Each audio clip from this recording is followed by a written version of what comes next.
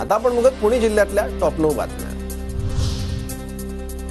पुणे शहरात झिकाच्या रुग्णसंख्येतील वाढ सुरूच। रुग्णांची संख्या आता 100 वर। रुग्णांमध्ये गर्भवती महिलांचं प्रमाण अधिक। आतापर्यंत 5 रुग्णांचा मृत्यू। गणेश विसर्जन मिरवणुकीनिमित्त पुण्यातील 17 रस्ते वाहतुकीसाठी बंद, तर 48 तास अवजड वाहनांना बंदी। मिरवणुकीची सांगता झाल्यानंतर प्रमुख रस्ते वाहतुकीसाठी खुले होतील।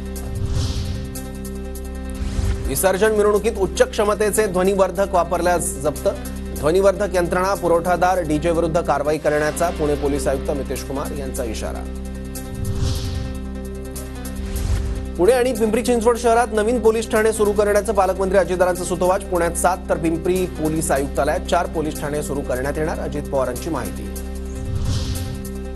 कुख्यात गुंड गजा मारणे त्याच्या सोशल मीडिया अकाउंटमुळे पुन्हा अडचणीत। पुणे पोलिसांकडून गजा मारणेसह आणखी एका साथीदाराची तब्बल 4 तास चौकशी। पुण्यातील गोखले राज्यशास्त्र आणि अर्थशास्त्र संस्थेचा कुलगुरू अजित रानडेंना या कुलगुरूंना पदावरून हटवण्याचा निर्णय। 2 वर्षापूर्वी झाली होती नियुक्ती। पुण्याच्या भोर तालुक्यातील भाटघर धरणातून नीरा नदीत सोडण्यात आलेला विसर्ग पूर्णपणे बंद। धरणाच्या पाणलोट क्षेत्रात पावसाचं प्रमाण कमी झाल्यानं निर्णय। घरगुती गणपतीसमोर महाराष्ट्रातील लग्न समारंभावर आधारित सजावट। पुण्याच्या भोर तालुक्यातील सांगवी गावातल्या रवी जगताप यांनी केला देखावा सादर।